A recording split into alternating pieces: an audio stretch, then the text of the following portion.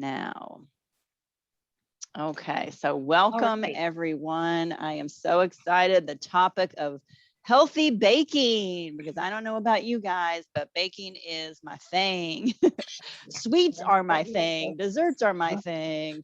Sugar is my thing, which I'm working hard not to let that be so. So let's kind of start with that, we really do have to be cautious of the amount, not necessarily of sugar in general that you get in your diet, because our body, face it, we need sugar in certain quantities. What we need to be watching is that you're limiting the amount of added sugar.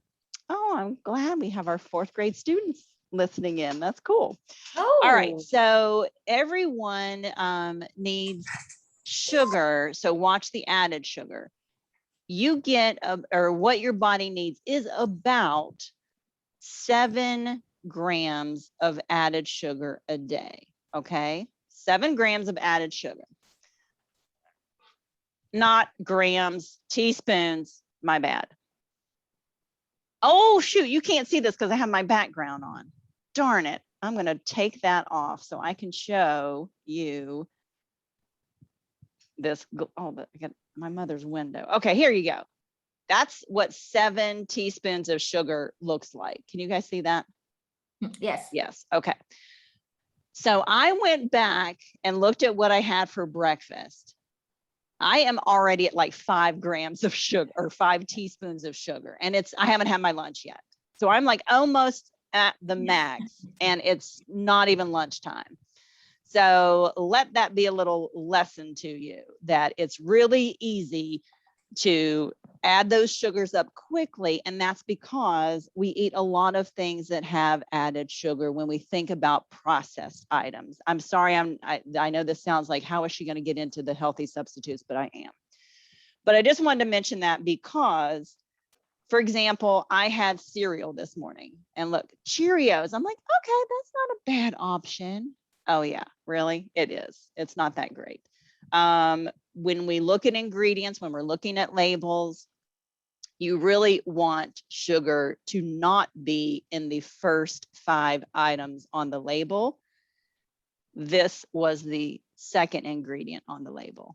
Wow. I started out really good with the whole grain oats, and then it went right to sugar. So whole grain oats with sugar, yay! Are So those even frosted? Are those they like are not. frosted? They're not frosted. So they're regular Cheerios. But see, it's called oat crunch cinnamon, so they have to like doctor it up, and that's where the sugar comes in. So even things like Ritz crackers, which I sometimes like to eat with the peanut butter, there you go. That's a lot of added sugar. So we have to kind of switch out the way we think about snacking. So there's the old trusted edamame, which I do love. Things like this, the little goldfish crackers. Goldfish crackers in general, the whole grain ones, are not bad. And these are veggie, and I have another tomato flavored one, and they're good. Not in mass quantities, but instead of Shannon going and eating a chocolate chip cookie, this would be a better option for me. So you just have to be aware of the added sugars. So when we talk about baking and desserts, we know that people in the blue zones used those items, cakes, cookies, sweets, as celebratory items. They weren't always eating desserts. They ate their sugars naturally. So getting that from their fresh fruits. But here in our society, how many people grew up eating all those sugary cereals? Anybody in the room eat the sugary cereals? Oh yeah. I mean, that was the way it was. My dad ran a grocery store with a scratch bakery. So guess who got all the new donuts were brought home to my house. And so it was nothing for me to eat what we called a long john, which was like this big eclair thing that had frosting and then filled with cream. And I would eat that. And I think now, oh my gosh, because it's just empty calories, and it's not good for you. Makes your blood sugar spike. Too much sugar is not good for your immune system. Of course, we know it can kind of set us on the path towards diabetes. So we do need to be watching the amount of sugar. So when we talk about healthy baking substitutes, I'm going to share my screen because I do have a PowerPoint. Let's see if we can get this rolling. Tell me if you can see my screen.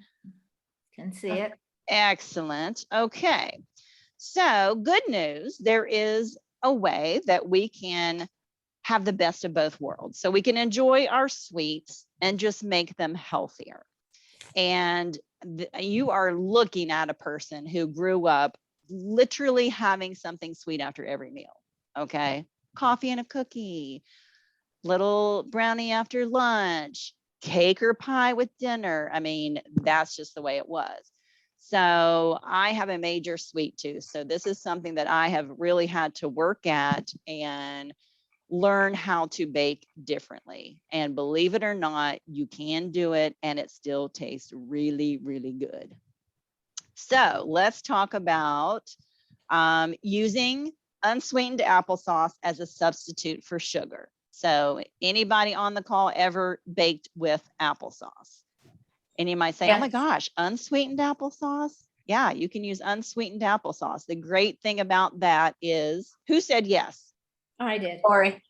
Good, good, good. What are you ladies making with your, that you use applesauce in instead of sugar? My breads. Yeah, I was going to say usually breads.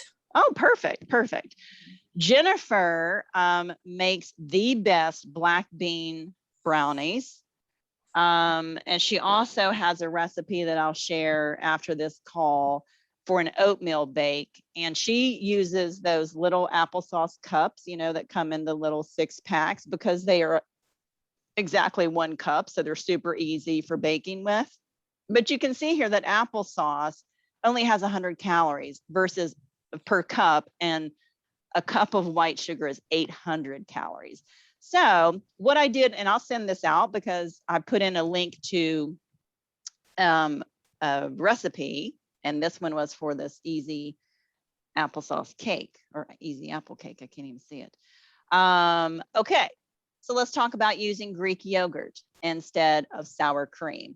Now, sour cream is not horrible because you can use the fat-free or the light sour cream, but we would just say, you know, if you have a recipe and it's calling for the full fat sour cream, you can absolutely substitute Greek yogurt instead. It's going to maintain that same consistency, so you're not going to be compromising taste. Has anybody ever used Greek yogurt in baking recipes? Tori? Yeah. Okay. Well, it hasn't been in baking because I'm not the best baker, but I'll do it, like I'll put it on a taco instead of sour cream. Oh yeah, absolutely, absolutely. And so, yeah, that's how we use it a lot at our house because we're big taco people and the whole that type of food. So we always love to add a little dollop of sour cream. So, you know, you can, you know, how we learned to do that was through HelloFresh. We did the HelloFresh thing for a while, and you can make so many like cremas for different Mexican dishes. And I mean, it's simply just mixing a little Greek yogurt with something else, like a hot sauce or, you know, lime juice or whatever. And then you can add a little water and you thin it out to be the drizzle over something wonderful. And it looks beautiful and it tastes great. So it's a great option. Okay, using honey as a sweetener instead of white sugar. Now, honey, of course, is great, especially when you can use your local honey. It's more nutrient dense, so it helps to stabilize blood sugar instead of getting that crazy spike in blood sugar when we use too much of just the white sugars. There's so many options to add sweetness to baking. Honey is just one. I mean, maple syrup is another. You know, using dates and oh my gosh, I went to a presentation by Lisa Rose with Vegan Cheers, and she pureed dates and put that in something, and it was marvelous. I mean, they are themselves so sweet. It just is great for baking. So lots of different options. Who uses honey for baking? Anybody here? And how do you use it, Kathy? I use it mostly when the recipe calls for it. I don't use it that much of a substitute. I'm making bars, nutritious bars for my daughter that's a nurse because she never has time to eat. Oh, good. Yeah. So the ones that I found had like, coconut oil in it and protein powder and applesauce and honey. And so I haven't experimented by myself very much, but the honey makes a difference. Oh, the honey does make a difference. Yeah. And if you look here, it says that we can use a little bit less honey because it does add a little more sweetness. So you usually can cut back. I was going to mention that I'll share the recipe for Jennifer's oatmeal bake. It's a wonderful recipe. We just had it on Facebook recently because it's obviously oatmeal. Oats are really great for lowering your cholesterol, and October is cholesterol awareness month. So we shared the recipe because it's one of those things that you can make and then have during the week, store it in the refrigerator, cut it into bars, and then she pops hers in the microwave, before she eats it. And then she uses maple syrup and just kind of drizzles just a little bit over the top, and it just is enough to add that sweetness. And she eats it not only as a breakfast, but also you can have it almost as like a dessert, like an afternoon snack. So, okay, black beans instead of flour. This is a good one. Black beans in baking is, to me, one of the easiest, most fascinating, greatest things to come into the baking world because I'm a chocolate person. I love brownies. I love chocolate cakes.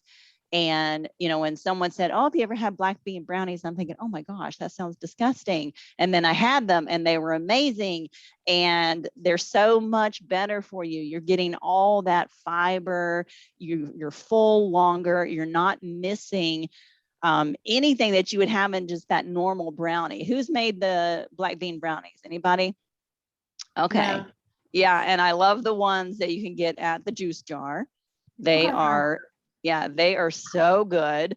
But I will definitely share the Blue Zones. Oh, this link is for the Blue Zones recipe for the black bean chocolate chunk brownies. And they're so delicious. You will not even miss anything that's in that recipe. All right, this is a great one. We do this one a lot with Blue Zones, mashed bananas instead of sugar. Anybody ever done this? We do it a lot with anything that we're making with, seems like oatmeal, but just because it binds together so nicely and it adds that bit of sweetness. So it is part of that oatmeal bake recipe that I'll share that Jennifer makes. You don't lose anything with the consistency. It's naturally sweet. You're adding in a lot of the B6 vitamins and you're getting great potassium. So using mashed bananas instead of sugar is another great option. This looked like an amazing recipe that I shared right here for this pie, and it had a lot of good ingredients. It was a totally vegan recipe. So hopefully you're just going to get a lot of good websites that you can visit for additional recipes when you're baking. So Kathy, go ahead. Are these overripe bananas? Overripe bananas. Yeah, I mean, sometimes you do want, like when you're making banana bread, you do use that overripe banana. So yes, I mean, you don't want it to be, let's just go with an overripe banana. Yeah, you want it to be more on the ripe side than not, for sure. You can't use a regular one. I mean, you could, but you know how you're going to get a little. Wouldn't blend. Yeah, it doesn't blend as well. It's, I want to say dry, you know what I mean? The consistency is a little bit better when it's a little on the more ripe side. Gotcha. Before I go further though, I was going to mention Kathy. Kathy has actually had the chocolate pie that I made with tofu.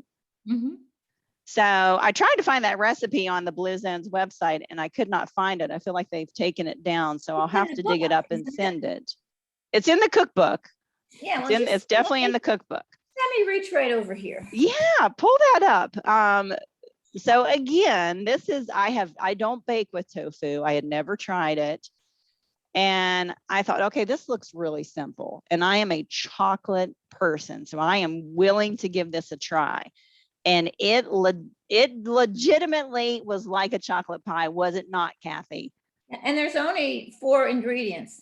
Super easy. I mean, the one thing you have to remember about tofu is you need to press the water out. You want to really kind of pat that water out of the tofu. And I think you use is it an extra firm or a firm silkened tofu in that? It just says 12 ounces of silken tofu, drained and patted dry. Yeah. So pat it dry, because then as that pie sets up, you're not going to get any like watery mess, but it is so good. So if you're a chocolate pie person and you love that kind of texture and the richness of that type of dessert, it almost was like a mousse. It was so good. So Then you top with berries.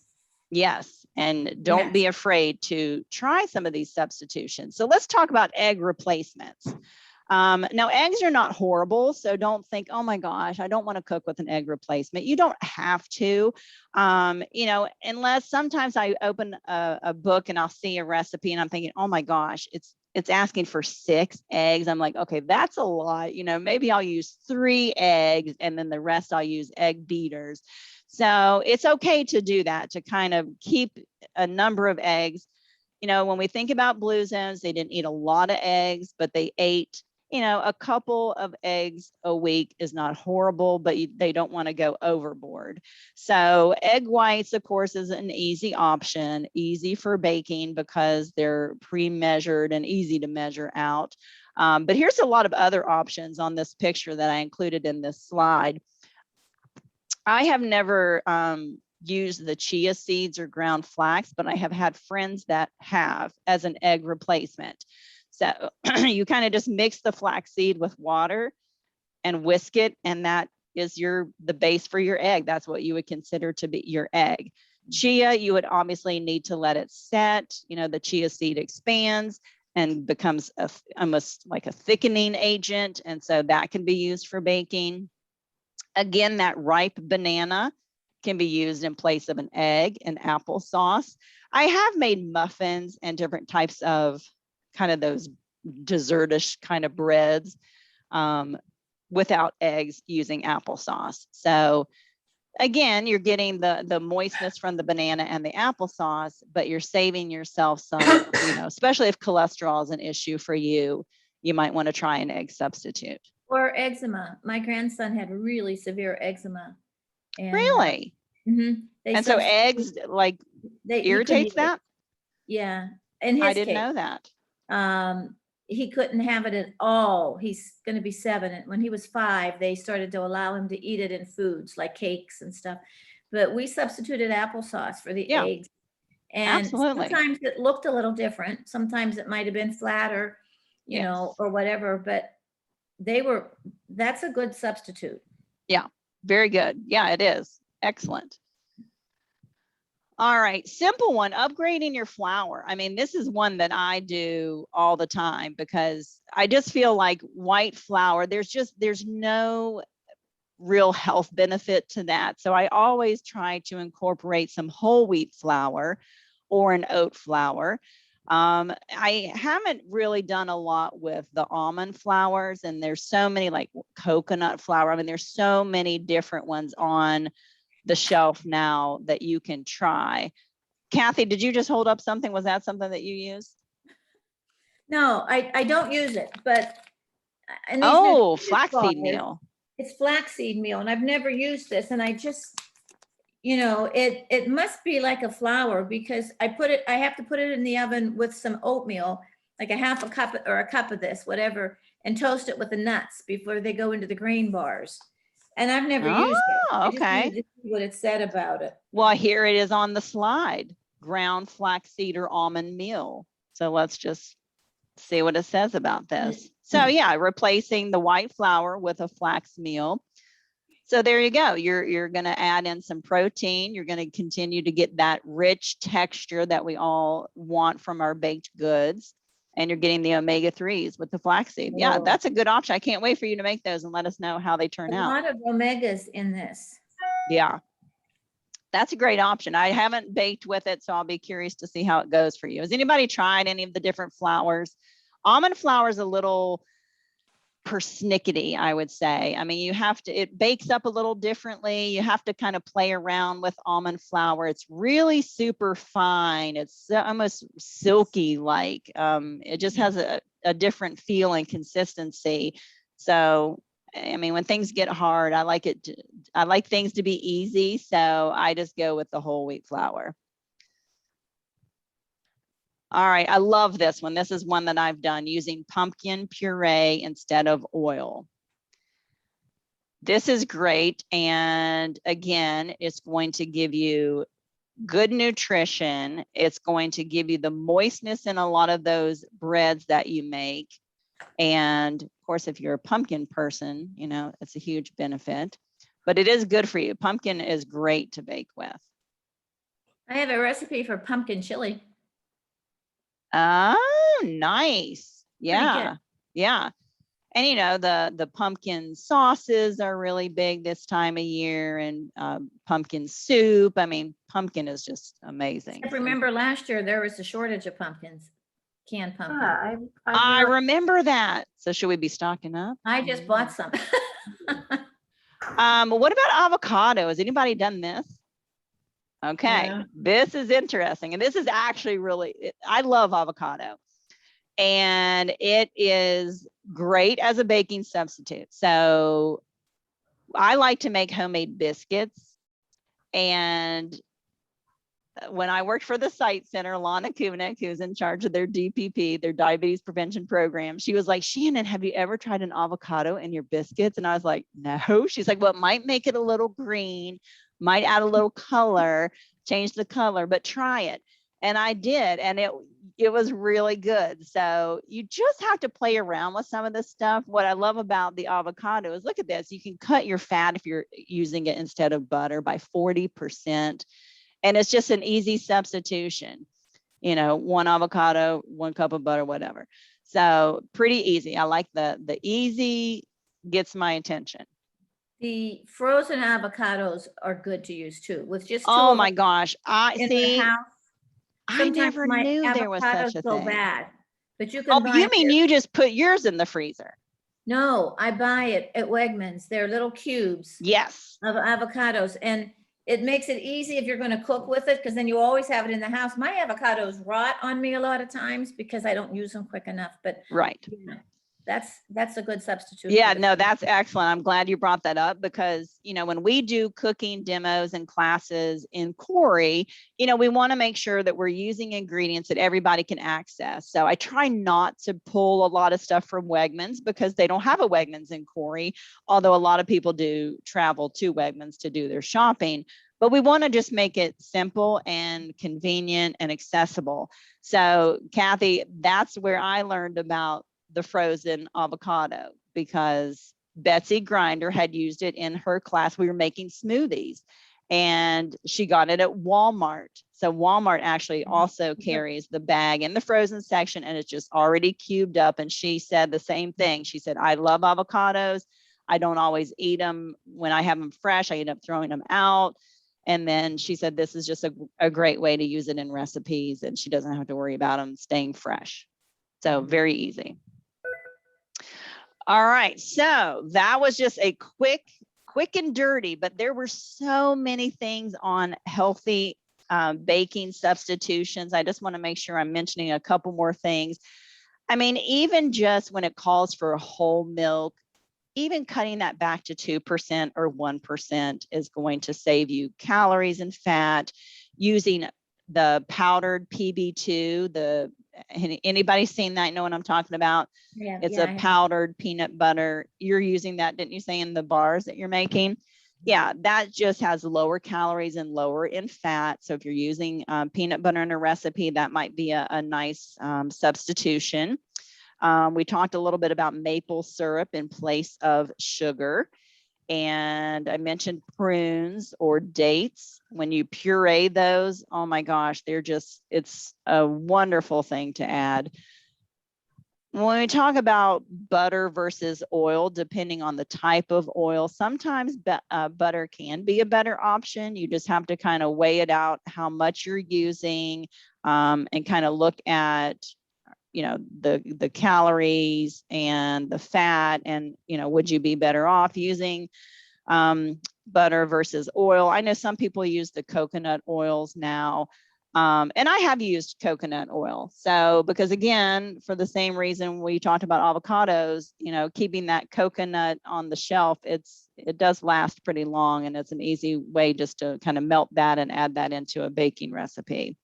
Unsweetened cocoa powder instead of chocolate chunks. Believe it or not, even me who loves the chocolate, I like to use unsweetened cocoa powder in recipes, and the cocoa nibs or cacao nibs. When you put those into a recipe, they aren't sweet. Jennifer bought some and she opened it up and she tried them. She's like, oh my gosh, these are horrible. They're so bitter. And I was like, no, I mean, they are definitely bitter. If you're thinking you're going to stick your hand into that and you're going to taste like chocolate chips, you're fooling yourself, because they're incredibly bitter.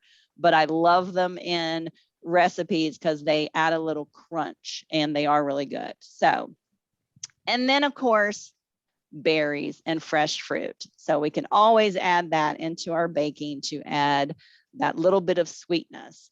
But I just kind of want to end on how we can change our brain to think about sweets in a different way.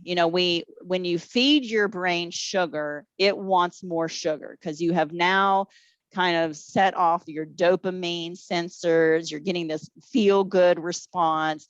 And then your brain is like, I want more of that. So when we talk about, sugar is an addiction, it truly is. And people can wean themselves off of sugar. It is a process, but you can absolutely, our brains are, we're able to do that. We are able to change the way we think and feel about things like the foods that we eat. So you can train your brain to get that same response from an apple or a bowl of berries versus a big slice of chocolate cake. Is it easy? I'm not going to tell you that it's easy. It's a constant struggle. But the reason the folks in the blue zones did so well without, having all of these processed baked goods all the time is because they did eat that fresh whole foods. And when we're eating those, we're full and our bodies are satisfied. And so you don't have that craving. So it's just something to think about. How did it go this past week with the mindful eating? Did anyone think about that as you were having your meals this week? Yeah, I thought about it, but I didn't really. It's hard. You got to do a little bit more than thinking about it. But I actually caught myself, on two different occasions, one being a mindful eater, and secondly, literally inhaling my food. So I was on both ends of the spectrum in the course of 7 days. So it is something that we have to practice, and you have to practice it every day. So I just encourage you this week to keep practicing being a mindful eater. And then as you go through and you're doing some baking throughout the next couple of months as we get around the holidays, try some of these substitutions and let us know what worked for you, maybe what didn't work for you. And if you have any of these recipes, what you liked and what you thought about them. So anybody else have anything that you want to share on healthy baking substitutes? Yeah, I'll share one too. I don't have a very high tolerance of oils, greases, oils, butters. So I miss cream soup, and I don't want to use half and half, and I don't want to use whole milk. A friend of mine told me to use evaporated milk. Yes. Actually, And that was yes. Evaporated milk is a good substitute. It's a good substitute, yeah, for me. And there's actually an evaporated skim milk. Oh. That is even a better choice instead of having to use whole milk or heavy cream. Mm-hmm. Yeah, I'm like you, Kathy. I love cream soups, but yeah, we know too much, don't we? So we know that's probably not the best choice. It's okay to have them every once in a while, but how can we make those same soups taste as rich and creamy with, better ingredients? So, maybe that's what I'll look up some good recipes for soups. creamy, delicious soups that we can make this fall. Okay, well, I'm going to send you this PowerPoint later so that you'll have all of these websites and recipes, and we will see you next week. Sounds Thank you. good. All right, folks, enjoy the rest of your week. Thank you. Thanks. Thank Take care. you. Bye, everyone. Bye-bye. Bye-bye.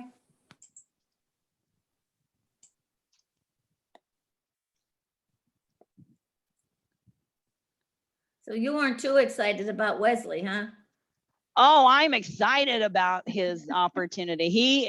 I know you are. He's so funny. He called, so he's had interviews, I mean, literally almost every day. Yeah, the last time And I talked to you, he was having the second interview in Meadville. yeah, so that was yesterday. So he called and he said, I said, how did it go? And he said, it went really well. He said, I really like these guys. And he said, it was a really cool building in Meadville. You know, I would be doing a lot of field work.